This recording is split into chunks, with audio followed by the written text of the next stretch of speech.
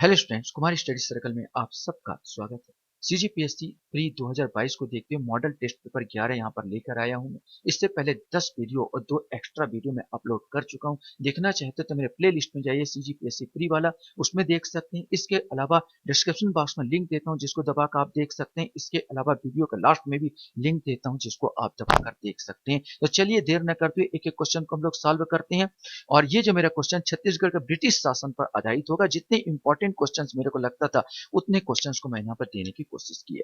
तो चलिए एक एक क्वेश्चन को देखते हैं। छत्तीसगढ़ में ब्रिटिश नियंत्रण में अंग्रेज प्रशासक नियुक्त किए गए थे, जिनमें थे captain Hunter, mister Sandis, captain Edmund, mister Agnew और मिस्टर विल्किंसन।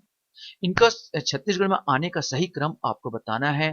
तो आप सोचिए और बताइए, मैं अपने ढंग से बताऊं तो सबसे पहले कैप्टन एडमंड आए थे। फिर कैप्टन एडमंड के बाद सॉरी हाँ, कैप्टन एडमंड सबसे पहले यहाँ पर आए थे। इसके बाद दूसरे नंबर पर मिस्टर एगन्यू आए थे। तीसरे नंबर पर कैप्टन हंटर आए थे। चौथे नंबर पर मिस्टर सैंडिस आए थे और पांचवें नंबर पर यहाँ पर आएगा तो मिस्टर विल्किंसन। इसके सही आंसर इसमें हो जाएगा 3 4 1 2 5। 3 4 3 4 1 2 5, यह सही आंसर होगा। 27 मई 1816 को अंग्रेजों ने नागपुर राज्य के साथ सहायक संधि की। अंग्रेजों ने किस मराठा शासक के साथ सहायक संधि की? भीमबाजी भोसले, वेंकोजी भोसले, अप्पा साहब या रघुजी तिर्की। आपको मालूम है सहायक संधि विलियम आपका बेलेजली को जाता सहायक संधि करने का, जिसके तहत वो हड़पना स्टार्ट किया था। और सबसे पहले अप्पा साहब ने जेनकिंस के साथ मिलकर सहायक संधि यहाँ पर हस्ताक्षर किए थे और नागपुर राज्य को बेच डाला था। क्वेश्चंस हमारे सामने यहाँ पर आता है, किस ब्रिटिश अधीक्षक के समय गेंद सिंह को उसके ही महल के सामने खुलेआम फांसी पर लटका दिया गया? Captain Edmund, mister Agnew, captain Hunter और मिस्टर स्टैंडिस। मिस्टर एगन्यू के शासनकाल में गेंद सिंह ने विद्रोह किया था और जिसके तहत उनको उसी के महल के सामने उनको फांसी दे दी गई थी। क्वेश्चंस हमारे सामने यहाँ पर आता है, ब्रिटिश अधीक्षक मिस्टर एगन्यू के संबंध में क्या सही है? वे छत्तीसगढ़ के प्रथम ब्रिटिश अधीक्षक थे। इन्होंने रतनपुर से राजधानी रायपुर हस्तांतरित की। इन्होंने छत्तीसगढ़ के परगनों का सीमांकन कर 27 हटाकर केवल 8 परगने बनाए। इनके समय परलकोट के जमींदार का विद्रोह हुआ। इन्होंने छत्तीसगढ़ में अंग्रेजी कैलेंडर जारी किए। वे छत्तीसगढ़ के प्रथम अधीक्षक थे, ये तो नहीं है। ये मिस्टर एगन्यू नहीं थे, एडमंड थे। और इन्हें छत्तीसगढ़ में अंग्रेजी कैलेंडर जारी किया, ये भी नहीं है, क्योंकि स्टैंडिस ने अंग्रेजी कैलेंडर जारी किया था उसके शासनकाल में, न इनके शासन में। उन्होंने रतनपुर से रायपुर हस्तांतरित की, बिल्कुल सही। इन्होंने छत्तीसगढ़ के परगनों का सीमांकन कर 8 परगने बनाए, ये भी सही। इनके समय परलकोट का जमींदार गेंद सिंह का विद्रोह हुआ, ये भी सही। 2 3 4 2 3 4 अर्थात डी आंसर इसका आएगा।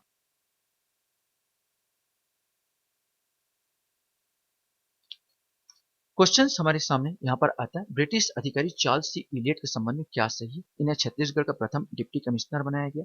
इन्हें छत्तीसगढ़ का प्रथम कमिश्नर बनाया गया। इन्हें 1000 रुपये वेतन मिलता था। इलियट तृतीय श्रेणी के डिप्टी कमिश्नर थे।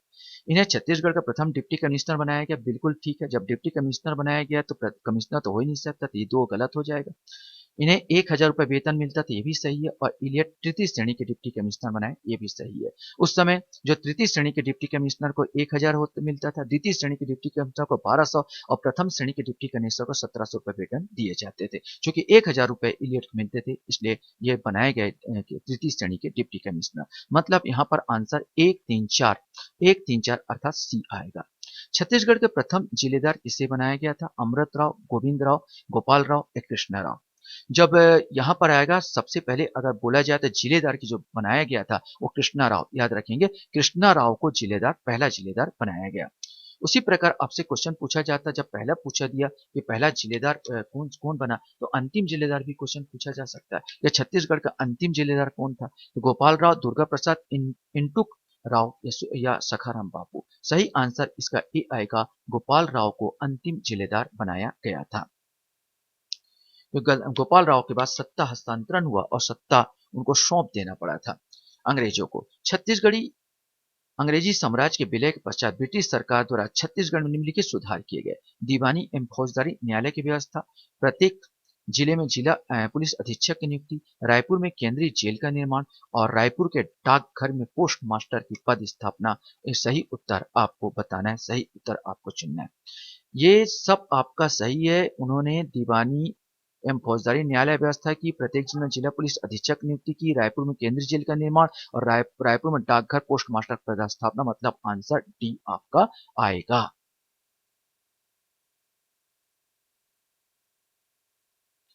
चलिए यहाँ पर सूची को हमको मिलान करना है। सूची 1 और सूची 2 को मिलान करना है। यहाँ पर captain Edmund, major Agnew, captain Sandys और कैप्टन कॉफर्ड और उनके द्वारा यहाँ पर कार्य दिए गए हैं। आपको बताना है कौन सा कार्य उन्होंने किया था।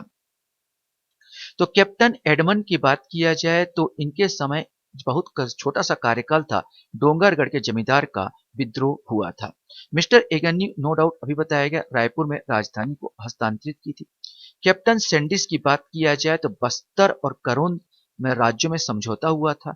और कैप्टन कॉफर्ड के समय बोला जाए तो भोसला को सत्ता हस्तांतरण, इन्हीं के समय भोसलों को फिर से सत्ता हस्तांतरण कर दिया गया था कैप्टन कॉफर्ड के समय। माने सही आंसर आएगा ए का 3, माने ए का आ जाएगा 3 और ए दो बी का आ जाएगा 1, माने सी आंसर इसका आएगा 3 1 4 2।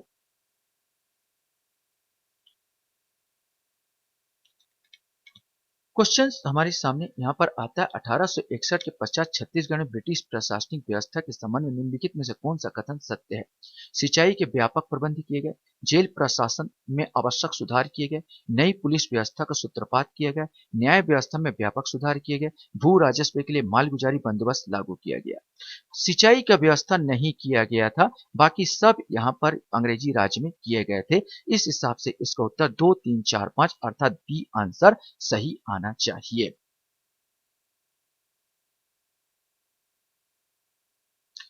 क्वेश्चन हमारे सामने यहाँ पर आता है, ब्रिटिश काल में छत्तीसगढ़ में किस भारतीयों के अतिरिक्त सहायक कमिश्नर बनाया गया था। गोपाल राव, मोहबिल हुसैन, दुर्गादास, ए बी दोनों। सही आंसर डी आएगा, ए बी दोनों। गोपाल राव और मोहबिल हुसैन को अतिरिक्त सहायक कमिश्नर, याद रखेंगे, अतिरिक्त सहायक कमिश्नर बनाया था। इनका वेतन करीब 700 रुपए प्रति माह, 700 रुपए प्रति माह था। ब्रिटिश शासकों ने छत्तीसगढ़ में किस वर्ष कमिश्नरी घोषित की। ये क्वेश्चन आपके पूछा जाता है। 1857, 1865, 1860 या 1865। सही आंसर बी आएगा, 1865 में ब्रिटिश कमिश्नरी घोषित की गई थी। क्वेश्चन हमारे सामने आता है, निम्नलिखित में से किस वर्ष नागपुर राज्य के साथ इस राज्य को ब्रिटिश साम्राज्य में सम्मिलित कर लिया गया। ये क्वेश्चन है 1818, 1830, 1854 और 1858। इसमें से आपको बताना है। सही आंसर सी आएगा, 1854। लॉर्ड डलहौजी ने हड़प नीति लागू की थी। नागपुर के शासक की अगर बात किया जाए तो रघुजी तृतीय के उनके स्वयं के बच्चे नहीं थे, जिसके खत्म होने पर यह राज्य अंग्रेजों को हस्तगत हो गया।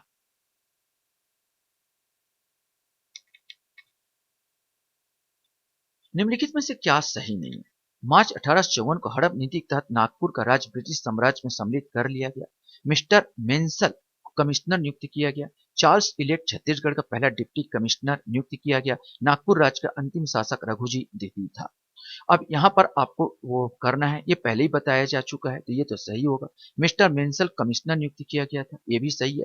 चार्ल्स इलियट छत्तीसगढ़ का पहला डिप्टी कमिश्नर नियुक्त हुआ, ये भी सही है। नागपुर राज्य का अंतिम शासक रघुजी द्वितीय नहीं था बल्कि रघुजी तृतीय था, यही गलत है। तो 1 2 3 अर्थात ए वाला इसमें सही आंसर आएगा। 14 का जो आएगा यहाँ पर 1 2 3 मतलब ए आंसर।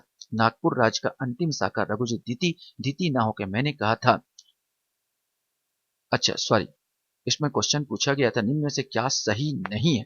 तो क्या सही नहीं है पूछा, तो यही सही नहीं है, मुझसे गलती हो रही है। यहाँ पर नागपुर राज्य का अंतिम शासक रघुजी द्वितीय था, यही सही नहीं, मतलब केवल 4। मैं सही क्वेश्चन लगाने लगा था, लेकिन इसमें क्वेश्चन दूसरा पूछा, इसमें आप भी भ्रमित हो सकते हैं। निम्न में से क्या सही नहीं है, तो केवल 4। नागपुर राज्य का अंतिम शासक रघुजी द्वितीय था, जबकि रघुजी तृतीय था।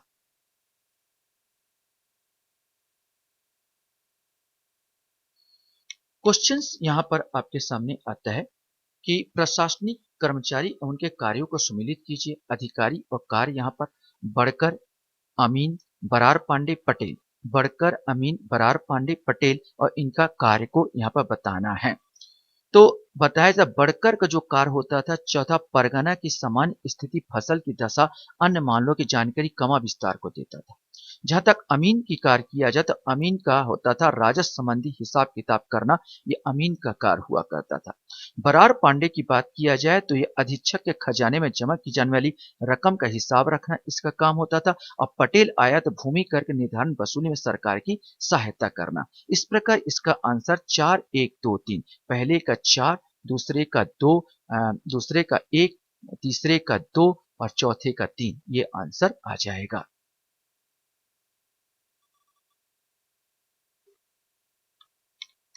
क्वेश्चन हमारे सामने यहाँ पर आता है, निम्नलिखित में से क्या सही है? 1830 से 1854 तक छत्तीसगढ़ में भोसले का शासन रहा। अंतिम अंग्रेज अधीक्षक कैप्टन विल्किंसन थे। छत्तीसगढ़ के प्रथम जिलेदार अमृतराव थे। रायपुर जिलेदार का मुख्यालय बना।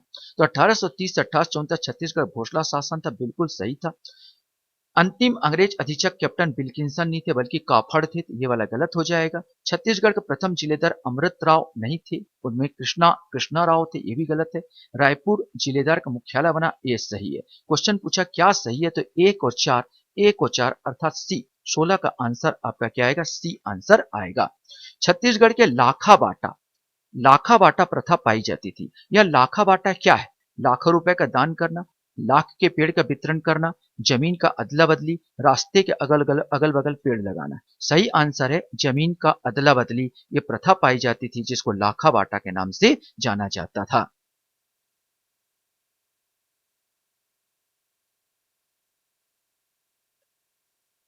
क्वेश्चन हमारे सामने आता है यहाँ पर, 1854 के पश्चात छत्तीसगढ़ में निम्नलिखित में से किन ताहूतदारियों का निर्माण किया गया? सिहावा, लोरमी, खल्लारी, संजारी। सही उत्तर आपको बताना है।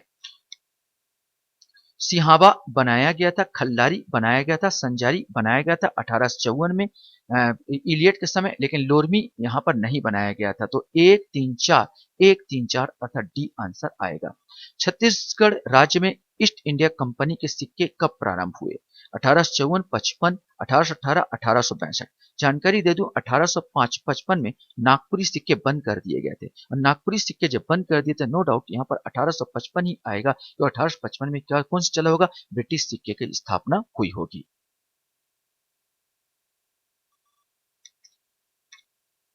क्वेश्चंस हमारे सामने है, जेम्स ब्राइट चिसोम छत्तीसगढ़ में किस अधिकारी पद पर थे? Commissioner, deputy commissioner, police superintendent, settlement अधिकारी। सही आंसर डी आएगा, सेटलमेंट अधिकारी। वे बिलासपुर के सेटलमेंट अधिकारी थे।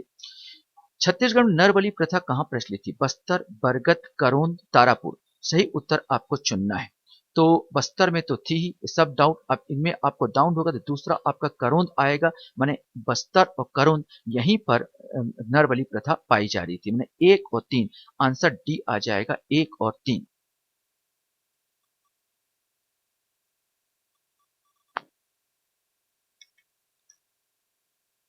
क्वेश्चन है, चार्ल्स सी इलियट ने परगने का प्रमुख किस अधिकारी को बनाया था? चार्ल्स सी इलियट ने परगने का प्रमुख किस अधिकारी को बनाया था? तहसीलदार, नायब तहसीलदार, जिलाधीश या कमाविस्तार। सही आंसर भी आएगा, नायब तहसीलदार। नेक्स्ट क्वेश्चन आपके सामने है, निम्नलिखित में से कौन सी जोड़ी 1854 से 1861 छत्तीसगढ़ की प्रशासनिक इकाई एवं उसका अधिकारी सुमेलित है? दीवानी न्यायालय विल्किंसन, फौजदारी न्यायालय कैप्टन कॉटन, पुलिस अधीक्षक captain Robert, post master lieutenant Smith. ये आपको बताना है। सही आंसर डी आएगा, पोस्ट मास्टर लेफ्टिनेंट स्मिथ।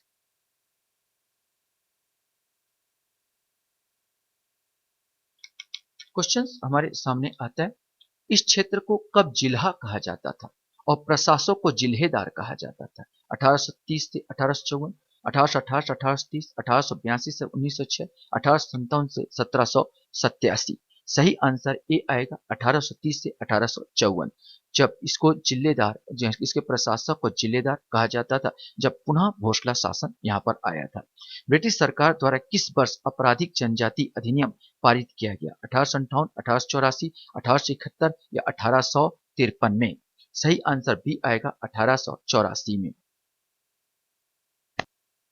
आपके सामने क्वेश्चन आता है, निम्नलिखित में से कौन सा कथन सही है? छत्तीसगढ़ के 1862 मध्य प्रांत के एक संभाग बनाया गया। छत्तीसगढ़ के प्रत्येक जिले में डिप्टी कमिश्नर की नियुक्ति किया गया और छत्तीसगढ़ की समस्त जिम्मेदारियों को करत राज्य का दर्जा दिया गया। तो इसमें जो आपको सही बताना था, तो ये बिल्कुल पहले वाला सही है। छत्तीसगढ़ का 1862 मध्य प्रांत का एक संभाग बनाया गया और दूसरा भी सही है, छत्तीसगढ़ के प्रत्येक जिले में डिप्टी कमिश्नर की नियुक्ति किया गया। लेकिन ये वाला गलत है कि छत्तीसगढ़ के समस्त जमींदारियों को करत राज्य बनाया गया। तो 1 और 2 मतलब बी वाला आंसर आपका बिल्कुल सही है। ये 26 का आंसर बी आएगा। ब्रिटिश प्रशासन के अंतर्गत छत्तीसगढ़ राज्य में प्रारंभ में निम्नलिखित जिले सम्मिलित थे: रायपुर, बिलासपुर, दुर्ग और संबलपुर। ये आपको बताना है कि प्रारंभ में कौन कौन से जिले यहाँ पर सम्मिलित थे।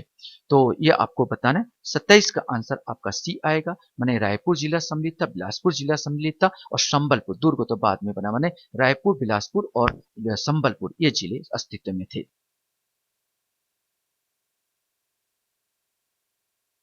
क्वेश्चन हमारे सामने यहाँ पर आता है, अंग्रेजी प्रशासन में छत्तीसगढ़ में प्रथम 3 तहसीलें बनाए गए, इनमें से कौन सा सुमेलित नहीं है? रायपुर, धमतरी, रतनपुर, बिलासपुर।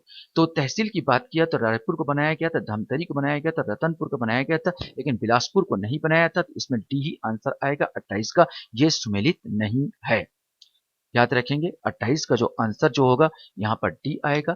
बिलासपुर यहाँ पर तहसीलें नहीं बनाई गई थी, जबकि रायपुर, धमतरी, रतनपुर इनको तो बनाया गया था, लेकिन बिलासपुर को तहसील नहीं बनाया गया था। अंग्रेजी प्रशासनिक व्यवस्था में छत्तीसगढ़ में किस पद को केवल भारतीयों के लिए सुरक्षित रखा गया था? तहसीलदार, नायब तहसीलदार, कलेक्टर या कमिश्नर? सही आंसर ए आएगा यहाँ पर तहसीलदार। तहसीलदार बोला जाए तो तहसीलदार का भारतीयों के लिए सुरक्षित रखा गया था। लास्ट क्वेश्चन हमारे सामने यहाँ पर आपका आता है, ब्रिटिश काल में कब नागपुर से रायपुर के मध्य ब्रॉड गेज पटरी पर रेल चलने लगी? 1885 में, 1888 में, 1854 में या 1856 में? सही आंसर ए आएगा 1885 में। 1885 में ब्रिटिश काल में नागपुर से रायपुर के मध्य ब्रॉड गेज की छोटी पटरियों पर रेलगाड़ी चलाई गई थी। आशा करता हूँ ये वीडियो भी आपको अच्छा लगा होगा। आप लोग मेरे वीडियो को वॉच करते हैं इसलिए धन्यवाद। Thank you very much.